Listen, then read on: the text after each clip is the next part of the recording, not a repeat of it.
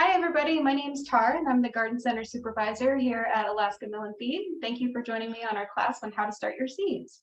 Just a couple of housekeeping things. Please make sure that you keep your computers on mute and also your video off. If you have any questions, there's a little chat box and you can type in a question there, and then my friend John will relay to me your question and I'll be able to answer it. I might not answer it immediately because I do lose my train of thought very quickly. And so I'll wait until I finish what I'm thinking about, and then I'll go ahead and answer your question. If you come up with a question that stumps me and I don't know the answer to it, then I will research it. And then when we send out the recorded video to you, the recorded class, I will include the answers in your email for you. Is everybody able to hear me okay? Do we need to adjust the volume at all? All right, looks like everybody's good to go, so we'll go ahead and get started. All right, I need to talk a little bit louder, so just flag John if you need me to be even louder. So we'll get started. When I first started gardening, I was very intimidated by starting seeds indoors because it seemed like there was a lot of equipment and a lot of science behind it, and I was just sure I was going to mess it up. But then a very senior gardener explained to me that seeds don't cost very much. I might as well give it a shot. And now I start almost everything I grow from seed. Some of the biggest mistakes you can make are starting too early. I know that everybody wants to start gardening right now. There are only a very few things that you want to start indoors now, though. And I'm not going to tell you what they are, and I'm not going to give you a schedule for when to start your seeds, because that varies from location to location where you are in Alaska. And also just by how people are going to grow things, it varies. And so you can look things up online with different groups. There's Facebook groups that have great suggestions. There's the Master Gardeners and the UAF Cooperative Extensions. They all have really great ideas on seed starting schedules. Starting too late can also be a problem. Generally, you want to start things about 6 to 8 weeks beforehand, but make sure you check your seed packet, and we'll go over how to read a seed packet. But if you do start late and your seedlings aren't growing enough, then you can still buy starts from a nursery. Another common mistake is starting too many things. It's easy to get overwhelmed with the catalogs and the seed racks and just buy everything that looks pretty. So make sure that you're starting off small if this is your first time growing anything indoors. So we're going to start with reading a seed packet. Every seed packet is a little bit different, but they mostly contain the same information. It just might be in different spots, so you might have to look at it for a while. So I've blown one of them up. This is from Territorial Seeds. Your seed packet will have the name of the plant on here. So this is a kohlrabi, and then it will have the variety as well. So this is a delicacy purple.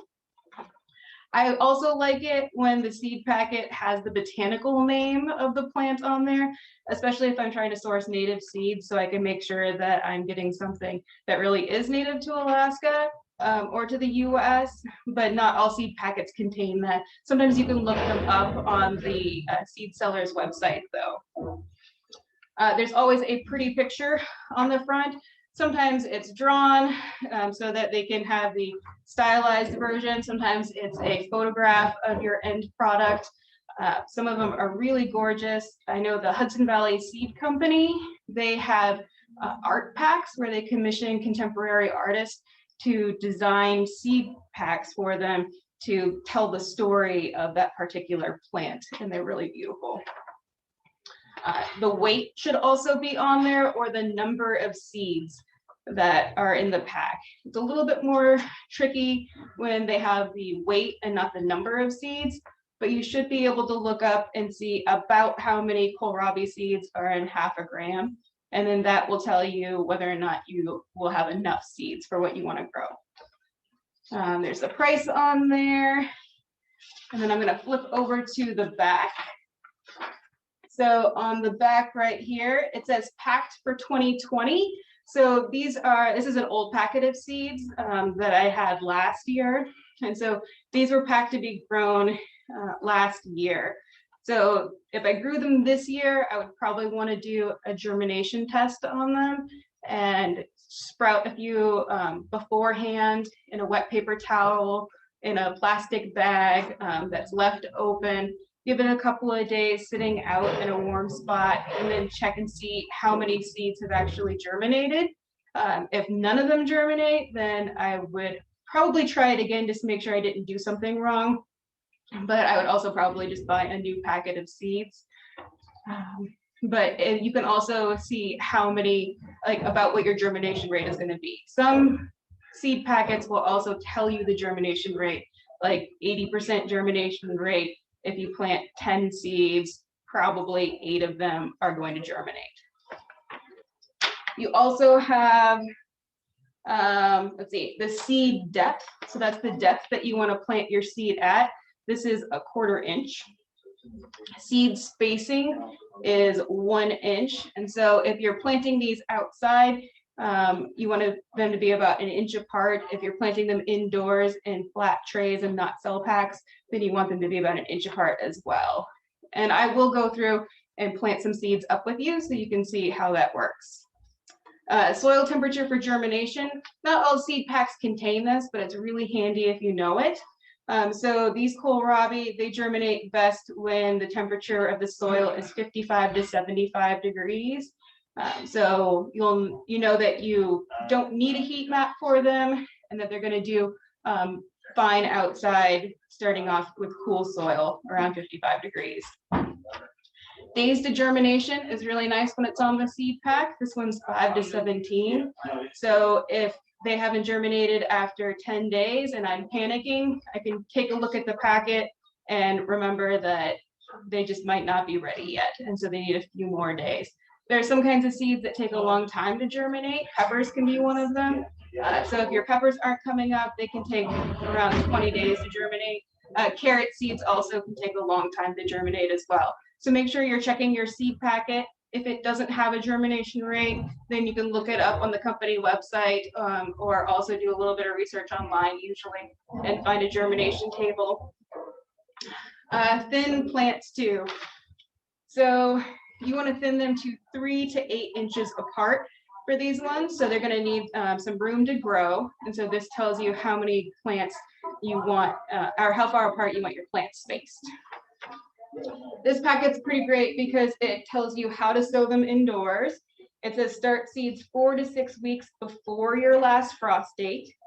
So here in Anchorage, our last frost date is usually between May 21st and May 31st. So traditionally June 1st is the safe planting date.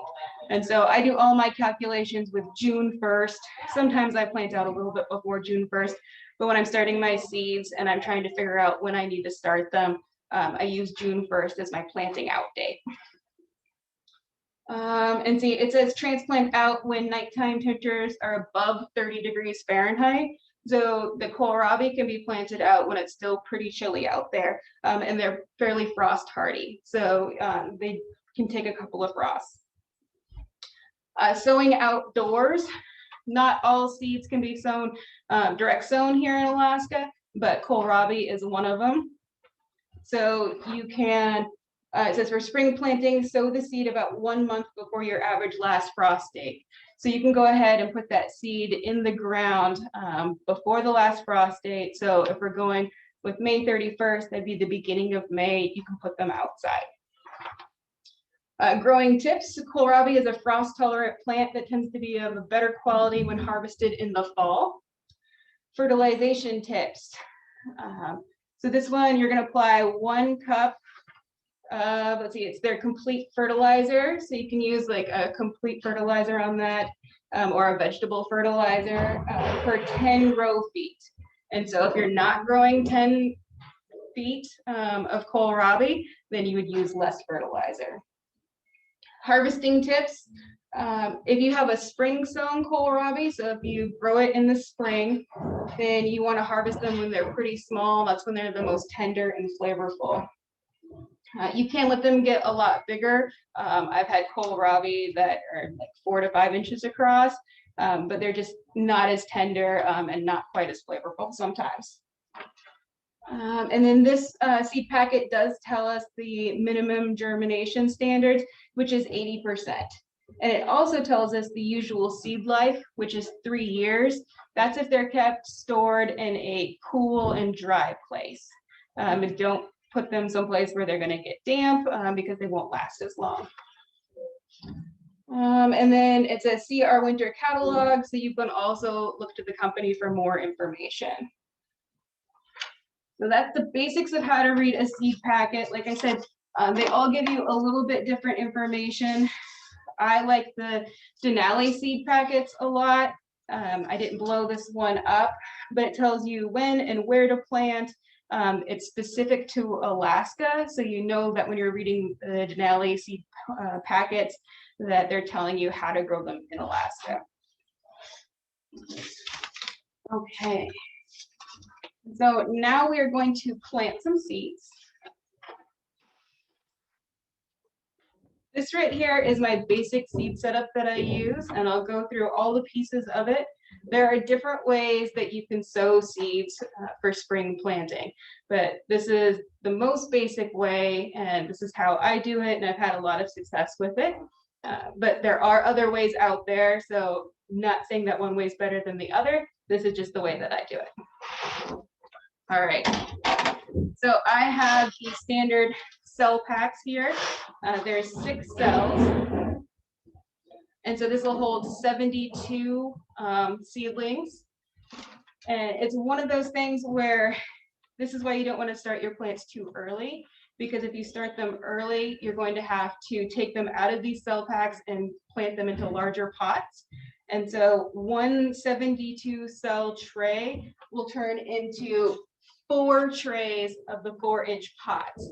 And so that requires more light sources and more space in your house before you can transplant them outside. I use the cell packs typically to start my seeds instead of the 4-inch pots because it's a little bit easier for me to control the moisture. I found with the 4-inch pots, sometimes my seeds get a little bit too soggy and I can get some mold on them. But you can start in the 4-inch pots. They're really great if you're starting things like if you're starting cucumbers or pumpkins, because those you only want to have in here for about 2 weeks before you plant them out.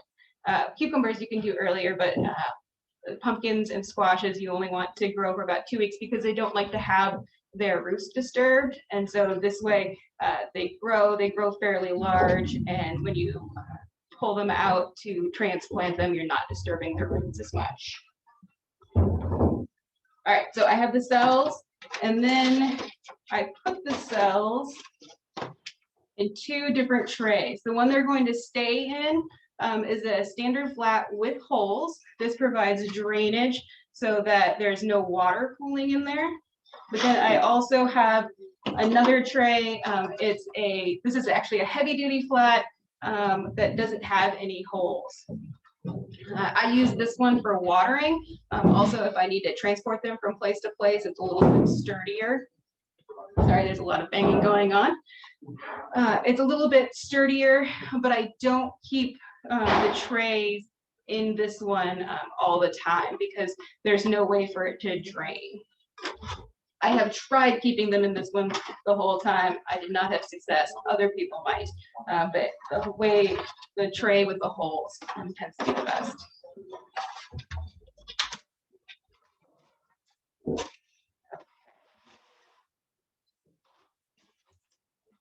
right, so I've got everything settled in here.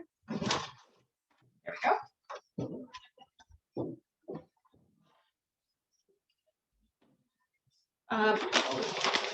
So I'm using the cell packs, and I'm going to use a seedling mix to start it off with. If you don't want to use the cell packs, there's also the little pellets that you can use that you add water to. And this one I have soaked in water. So they start out this big, and then they get about that big. You're going to plant the seeds in the little hole there. These work really well. They have great growing mediums in there. They're usually peat moss or coconut coir. They maintain moisture well. They're also really great if you're planting up all of the same kind of plant in one tray. I have a hard time keeping track of different plants if I am planting different things in one tray. Also with these ones, you're going to want to peel off this little fabric lining here. In other places, people can plant the whole thing out into their garden and then the roots will break through. It doesn't really tend to happen here in Alaska. There's not a lot of success with the roots breaking through these. So after your seedling has sprouted and before you're going to plant it into the ground, just snip this off. It peels off really easily. All right, so yeah, and again, I do apologize that there's so much banging going on. We're right next to one of our warehouses and they're offloading a bunch of inventory that's coming in right now. So this is the seedling mix that I like. There are different recipes out there for starting your own seedling mix. You don't want to use potting soil from the garden or things that you've used last year because they might have different kinds of bacteria or fungus or just bad things in them. So you want to start out with what's called a sterile soilless mix. So I like to pour everything that I'm going to use in a big bowl, and this bowl pretty much only gets used for that. If you're buying it fresh from the store, then the soil might already be moist and you might not have to moisten it. But this right here, just feeling it, it doesn't really hold together. It's very light and fluffy. And so I'm going to moisten it before I start putting it into my cell packs and planting my seeds. And to do that, I'm just going to use a little bit of water. We'll mix it up.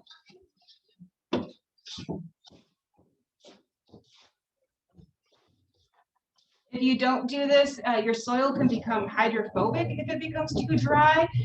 I'm sure that a lot of you have noticed this. If you let a plant dry out all the way, and then when you try to water it, the water just kind of rolls right off it or goes straight through it. So it's not absorbing anything. So if you can get it to absorb a little bit of moisture, it'll be a lot easier for when you're trying to water your plants later. Get them off to a good start.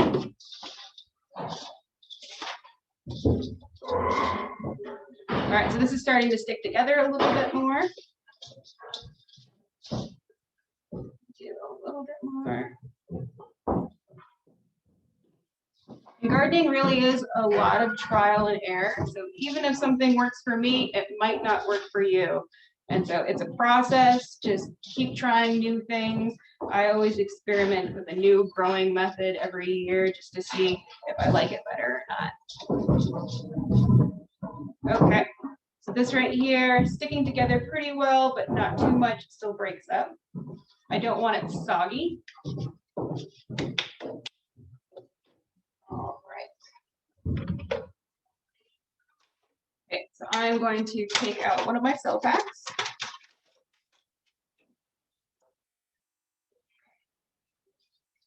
So cell pack, I am fairly messy. I just put the whole thing in there, shake it in, and then keep adding. You want to press it down, but you don't want to pack it in there. You don't want it to be too tight. You want the roots are going to be brand new and they're going to be kind of weak. So you want them to still be able to move through the soil. So you don't want it hard packed. Just gently pushing it in there.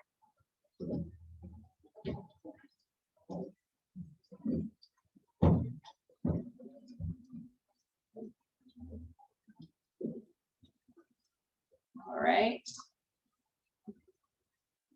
And then I'm going to tamp it down a little. Okay, I'm going to put my soil off to the side. I am always happy when I have dirty hands. And you might have noticed that I didn't put any fertilizer in the soil. I personally don't like to fertilize my seeds right away. After the seedlings grow up and they get their first true leaves, then I might consider giving them some fertilizer. A really good one is the starter mix. I usually don't fertilize until I actually transplant them out into the garden. Your seed has pretty much everything that your seedling needs to get started. And so you don't want to over fertilize it. And so I just choose not to. A good thing that you can do though is mycorrhizal fungi establishes a relationship with the roots in a lot of different plants, and it can make your roots stronger. They transplant better and they just grow better. It's super fascinating. There's a lot of science out there. There's a lot of easy reading about it as well. There's a couple of different books, but mycorrhizal fungi is really great. I'm not putting any in here right now because the seeds that I'm going to be planting are kohlrabi, which are brassicas, and brassicas don't establish a relationship with mycorrhizal fungi. So I would just be wasting it. But if I was doing onions or a different kind of plant, I might do that. When I am planting peas or beans out into the garden, and I don't start those ahead of time personally, I just direct sow those outside. I will use a pea or bean booster. We do have a question. Sure. Can we see close-up of the packages? Close-up of the packages of what? That question is going back to Meredith. If you can specify which packages you're looking for. The fungi one. The fungi one? Okay. All right, so John's going to tell me if this is actually close up for you. And this is a down-to-earth brand. I'm sure there's others out there. This is what we carry in the store. We do have different varieties of it. So this one is mycorrhizal fungi with beneficial bacteria. There are some without the beneficial bacteria. It really helps if you do some research on the plant that you're growing and its relationship with mycorrhizal fungi and bacteria to see what would be best for it. And on the back, it gives you all of the instructions on how to use it as well as what's in it.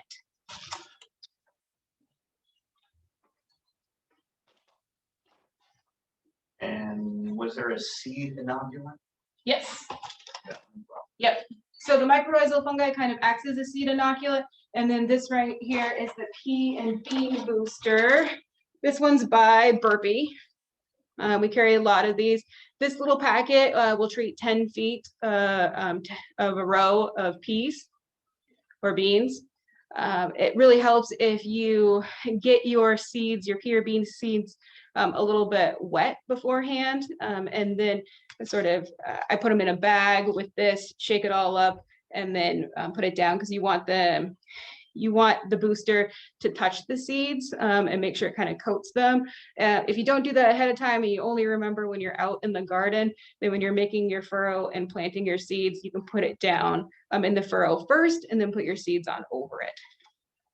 So that's that one. On the back, it also explains what's in there. Great questions. Thank you for letting me know. Okay. So we've got our cell pack. And now I'm going to plant my seeds.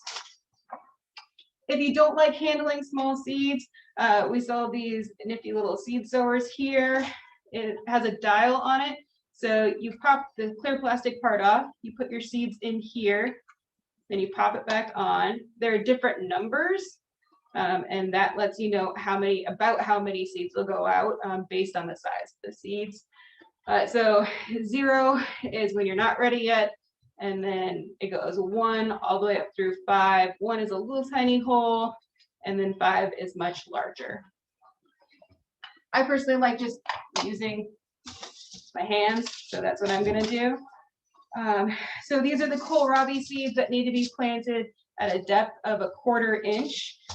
You can use something called a dibbler, which is basically anything that you poke into the soil to make a hole for your seed. And so this is my super fancy dibbler, a pencil. So I'm just going to poke a couple little holes right there, about 1/4 inch down. You do want to pay attention to seed planting depth because some seeds, especially really tiny seeds, they don't need to be covered very much. They need light to germinate. And so you want to make sure that you're paying attention to your seed packet and doing what it tells you for that. All right, so I'm gonna pour out my kohlrabi seeds. I usually plant about 3 seeds in each cell. And then after they sprout, and usually after they get their first true leaves, I'll take a look at them and see which ones I like best. And then I will snip off the others. And so I'll just have 1 good seedling in there. And I'll show you how I do that later. Okay, so I've got my seeds. And then I'm just gonna pop in 1, 2, 3. I don't cover up my hole with soil after I put the seeds in there until I've done the entire cell pack, because I forget where I started and I might miss one. So I make sure that I wait until the very end.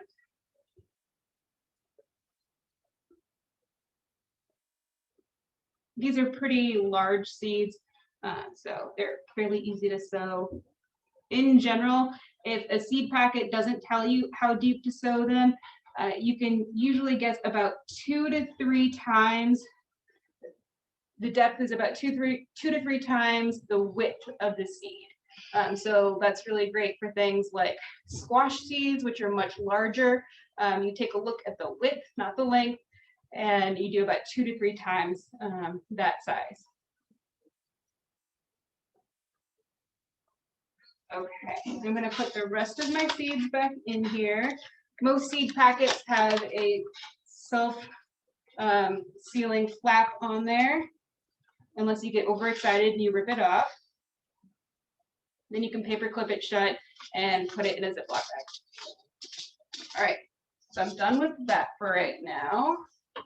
And then I'm just gonna go in and I'm going to lightly cover this up. I'm not gonna tamp it down too much because we only want them covered about 1/4 inch, which is actually pretty shallow. But I do want to make sure that the soil makes contact with the seeds, so I'm tamping down a tiny bit.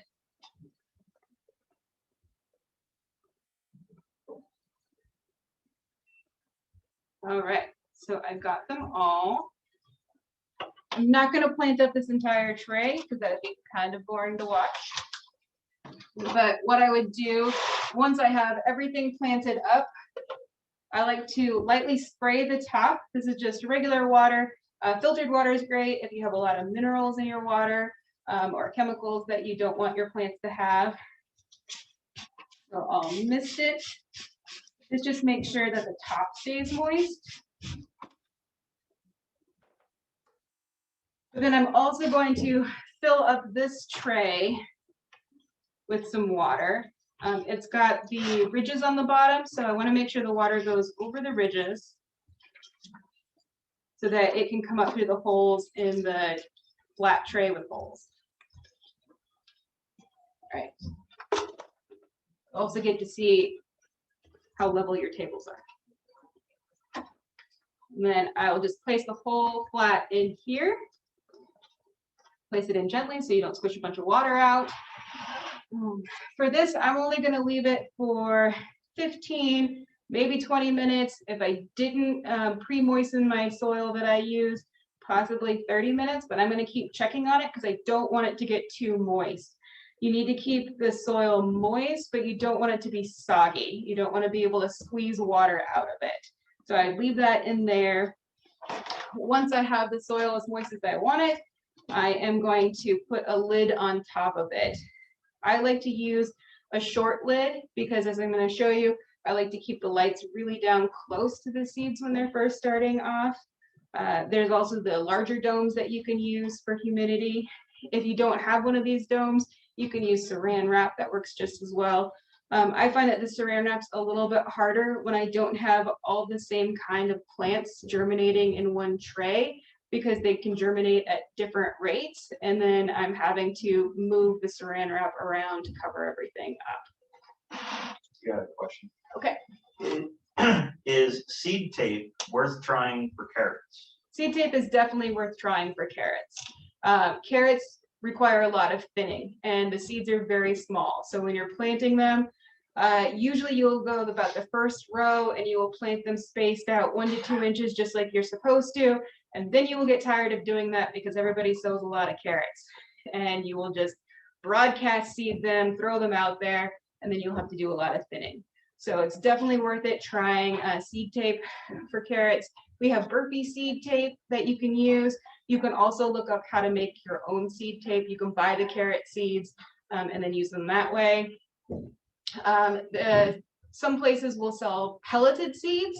And so little tiny seeds like carrots, they will come in a little coating kind of. So it makes the seeds larger so it's easier to plant them. That's a really great question. Okay, so I've got these now. And remember, you're going to want to take the water tray out after a little bit. I'm going to put them underneath my light setup. So I've got a heat mat here. I like heat mats, but they are definitely not necessary. You don't need one, but they are helpful. Lights are more important than a heat map in my opinion. But the heat map will help raise the temperature of your soil. And like we read on the seed packet, every seed has a preferred soil temperature for germinating. And so if it's something like a pepper where you need a higher soil temperature, a heat mat can really help you germinate faster. I've done a lot of experiments with them, and I usually get my seeds to germinate anywhere from 5 to 10 days sooner than I would without a heat mat. All right, so I'm going to put it on the heat mat and then underneath my lights. I don't actually have my lights hooked up to electricity right now, so I'm not going to turn them on. I have them really down close. When you're first germinating your seeds, you want your light source as close as you can get it, about 1 inch or 2. This is a fluorescent light bulb.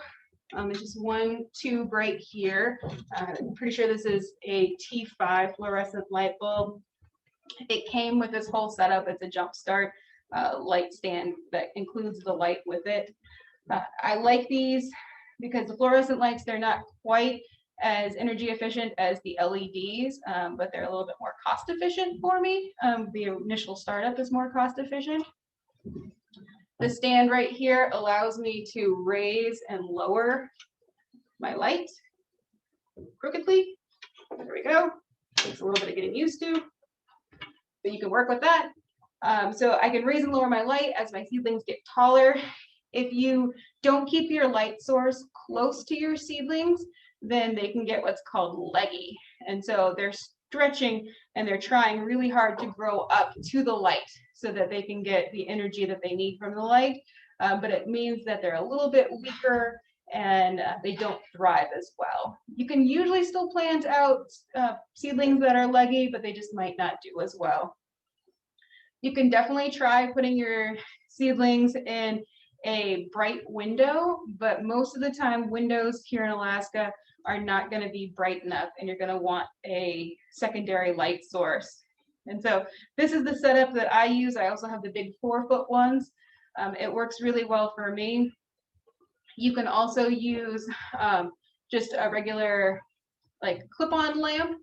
You can get fluorescent lights for that, that you can put in there that are specific for growing plants. That works really well. If you can just get pretty much any light source, it's better than none. The fluorescent lights here don't get very warm, maybe up to 90 degrees sometimes, but not very, mine haven't been getting that warm. So you don't have to worry with these ones about frying or getting your seedlings too dry.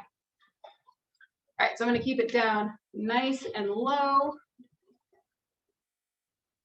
And if you don't have a heat mat, but you want to put them someplace warm, the top of the refrigerator is a pretty classic place to put them. It's warm up there, it's out of the way, and nobody will bump into your seedlings.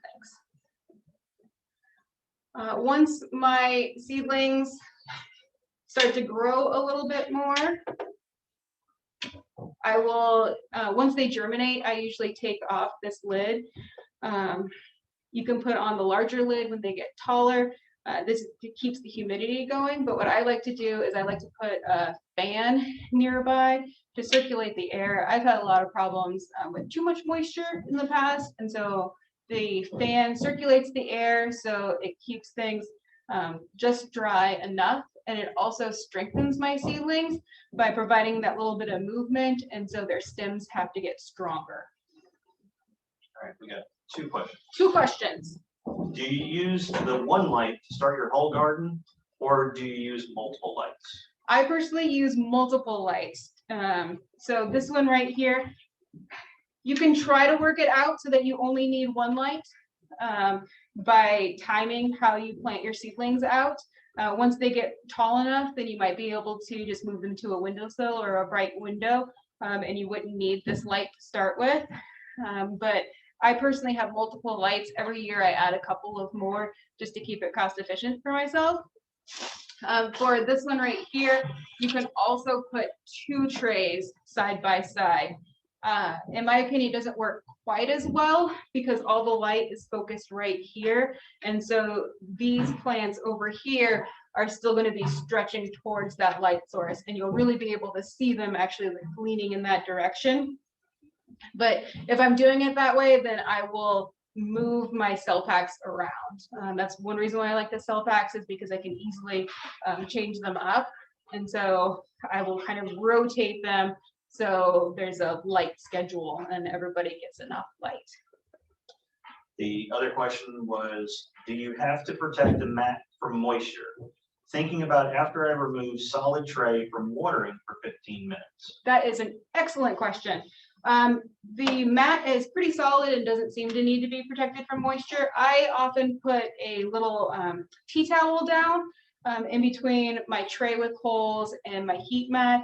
It provides a little bit more insulation, and then it also soaks up any residual water. But you, after the first couple of minutes that you take it out of the tray with water, it shouldn't be leaking any water. Everything should be moist but not too soggy, so you shouldn't be dripping water out of it. Those are really great questions. All right, so I am now going to show you some seedlings that I've started ahead of time, including some ones that did not work so well. So I started a bunch of different kinds of seeds in here. So as you can see, everything has pretty much germinated. These right here, these are figwort seeds. They're very tiny. They are slow to grow, and so they're very low down. You might not even be able to see them on the camera. These over here are different varieties of tomatoes. I've got a couple of peppers in there and some herbs as well. So I'm going to show you some mistakes that were made, and then also how to trim up and select your seedlings. And I'm going to move closer to the camera so that you can actually see. All right, so hopefully you can see this okay. Does it look like it, John? Yes. Okay, great. All right, so these are parsley seeds, and I grew them in a different setup than the one that I have behind me. I grew them with the light much higher up in one of the domed greenhouse kits. And so you can see that they are a little bit leggy. So I'm going to very gently pull this guy up. He kind of like jogs to the left instead of growing straight up and tall. So he didn't have quite enough light. And you can see this other one right here is bent over. On the other side, these cell packs do dry out pretty fast. So if you don't stay on top of them, and if you don't monitor the water and water them, or at least spray them every day, or keep a humidity dome on them, they can dry out really quickly. So I was gone on my weekend for a couple of days. These were at work and they didn't get watered, so they dried out. And there's not really any coming back from that. So it's another good reason why you sow multiple seeds. So I still have probably 2 viable parsley plants there.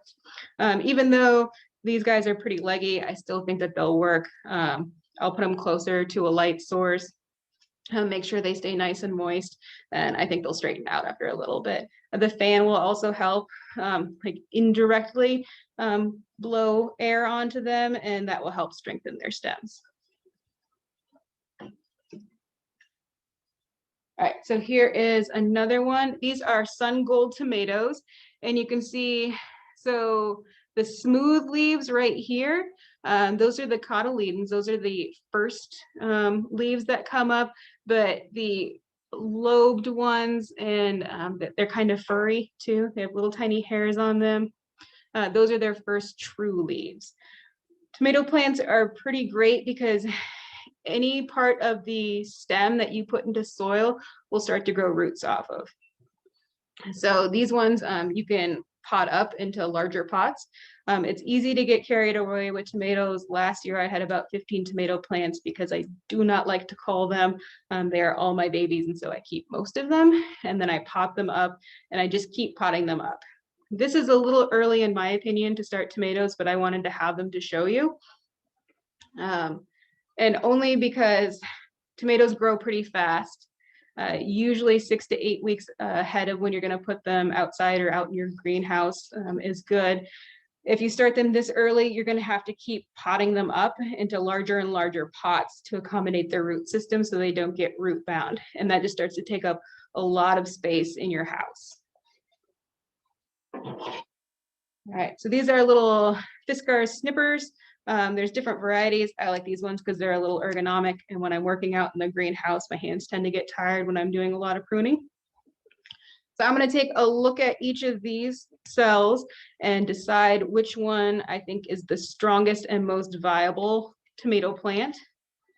And so for right here, I have 2 of them, and even though this one's a little bit shorter, it's standing up straighter and taller, and so I'm going to take out the other one. And so I'm just going to go right down to the base, missing the other one, and I'm going to snip it off and then remove it. And I'm snipping instead of pulling because they're so closely planted. Even if they were on opposite sides of the cell, their roots can be intertwined, and I don't want to damage the other seedling that I am keeping. And so snipping it, you're not pulling at the roots at all. So I'm going to go through and pick them out. Sometimes you can't decide between them and you just have to pick. You can also maybe see that in here, the surface of my soil isn't very flat, and that's because these didn't always get surface watered with a mister. Instead, they had a watering can that went over them. And so when the watering can goes on them, the water has a lot of force coming out, and so it makes little uneven divots in there. So these are nice and moist, but they're a little bit uneven. Luckily, the tomato plants are pretty hardy.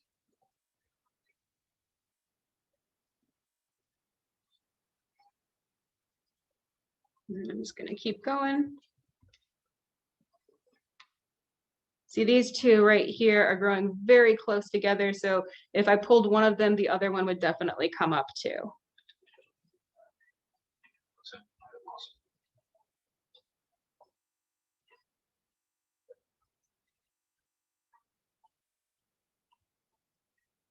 Back?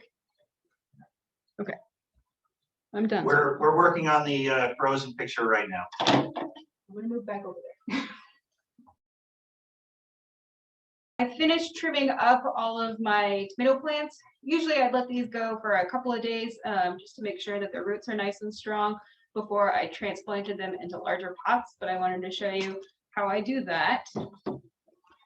So this is a 3.5 inch pot. Yeah, 3.5 inch pot, which is the next size up that I like to use for tomatoes. I'm gonna do the same thing that I did with the cells, it's just a bigger cell. Fill it up.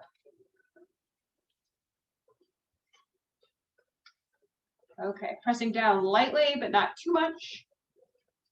Still want those new roots to be able to move through the soil. Okay, so you can use your super fancy pencil dibbler or your even more high-tech index finger dibbler, and just make a little hole here.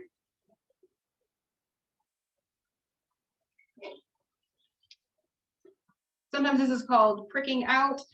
You can, if you're sowing all of the same kind of seed, then you can forego the cell packs and sow them just directly into soil that's in one of the trays that has holes in it.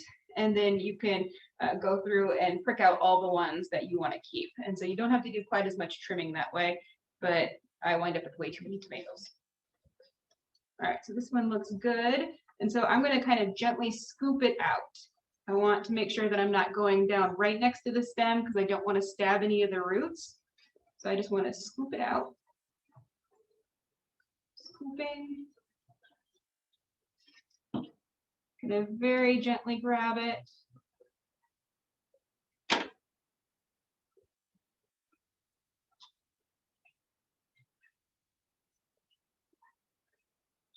So even though this guy is maybe 1.5 inches tall, he already has a pretty decent root system. It's all the way down to here.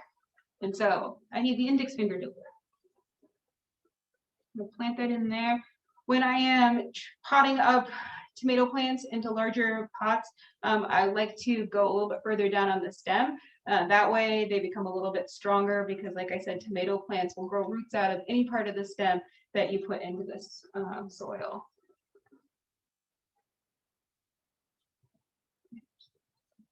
I'm just going to gently press it down. I know how big the hole I made was, so I know how far down this can go. And this is really all a lot of practice and trial and error and figuring out what works for you and learning from other people. So it's always good to maybe sow a couple of extra seeds so you can play around with them. All right, I'm gonna lightly tamp the soil down around it because I want to make sure that the soil makes good contact with that root system. This would be also a good time to use some of that mycorrhizal fungi. You want to just sort of coat the roots with it very gently, or you can put it down in the hole that you're going to be putting the roots into so that they make contact, because the mycorrhizal fungi needs to make contact with the root system. All right, so that little guy is planted up, and then I would do that with all of these. I might wait till they're a little bit larger just for my personal preference, but then they have more room to grow into because we saw that their root system was already getting fairly large. And this is why you can see you want to thin out your plants, and also they're going to take up a lot more space because one of these 3.5-inch pots is about, I don't know, 2/3 of one of the cell packs. So you don't want to start too early if you don't have a huge house where you can put all these plants under lights. And then I would just mist it a little bit. These are also still good to bottom water as well. These pots have holes in them. You can do the exact same system. So we have a comment. Sure. That's actually a question. Only one seedling per larger container? I only do one seedling per larger container.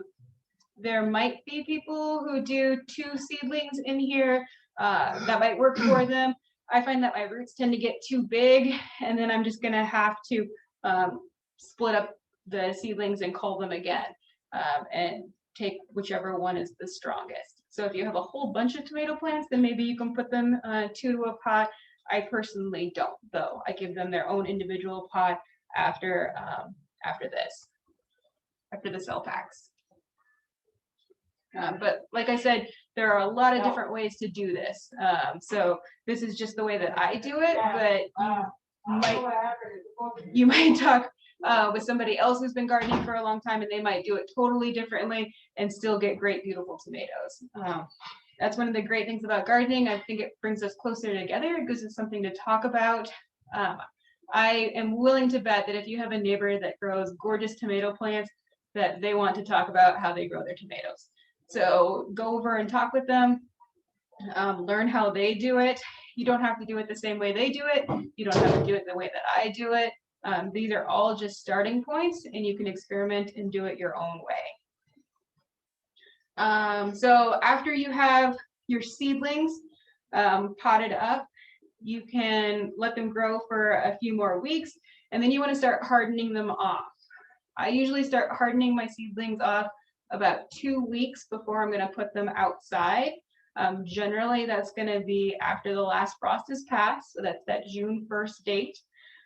To harden them off, I am going to take the whole container. Usually I have flats of containers this size at that point. So I'll take the whole flat, I'll put it outside in a shady, sheltered spot. So I don't want it to be too windy. I don't want it to be in direct sun. I'm going to put it in there. The first day, I might only do an hour, and I'm only going to put them out there if it's a pretty warm day. If it is 30 degrees, just because I said I start 2 weeks ahead of time does not mean that you should put yours out there. You want to gently introduce them to the outdoors. So sheltered spot, indirect light, just a couple of hours on the first day, bring them inside before it gets cold. And then I do that every day, getting a little bit longer in time, and then getting a little bit more light, possibly a little bit more wind, until I'm letting them sit out in the spot where I'm eventually going to transplant them, so they get used to that spot. And then after about 2 weeks of that business, they are ready to be transplanted outside. That's definitely when I use my mycorrhizal fungi. I make sure that I have that on hand. It's also nice to have some compost sometimes. But when I'm transplanting though, I like to put the compost on top, and that's a personal preference, and other people might do it differently. But I dig my hole, I'll put in the mycorrhizal fungi, making sure it can touch all the roots. I'll put my plant in the hole, and then lightly cover it up and tamp it down. And then I'll put the compost on top, or if I'm using a fertilizer, I'll mix that in as well, and then sort of lightly rake it in with my fingers and then water it. My thinking is that if I'm putting compost directly in the hole where I'm putting my plant, it's making that hole a really great environment, and the roots aren't going to want to leave it to seek other nutrients. They're just going to want to stay right there in that hole. And I could be wrong, but that's how I've been planting for a long time, and everything's been going pretty well. But like I said, it's trial and error, and you don't always have to listen to me. Another question. Yes. Do I leave the tomatoes in greenhouse for the summer? I leave the tomatoes in greenhouse for the summer? Sometimes. Some varieties do better in a greenhouse. It depends on your location. A lot of the varieties that people grow do better if they are in a very sheltered, very warm environment. But I grow a lot of ones that do well out here, just out in my yard. I have a very sunny location where I put all of my tomatoes. These ones right here are sun gold, and I've never had a problem with the sun gold ripening. They're usually my first tomatoes to set fruit and my first tomatoes to ripen, and they will ripen all the way up until the first frost. But there are other tomatoes that don't like to do that. And so it really depends on, like I said, your location and the variety of tomato. If you are growing one of the tomatoes that kind of has a cold sounding name, like one of the Polar Beauties or a Siberian, then they might do just fine in your yard without a greenhouse. But it's just doing a little bit of research. Another question. Do you ever use cold frame to harden off? Do I ever use a cold frame to harden off? I don't, only because I don't have one yet, but I am going to be building one this year, and I'm very excited about it. Seem to have lost video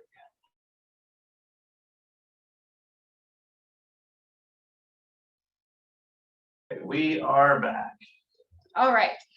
So sorry about that. We just lost the camera for a little bit.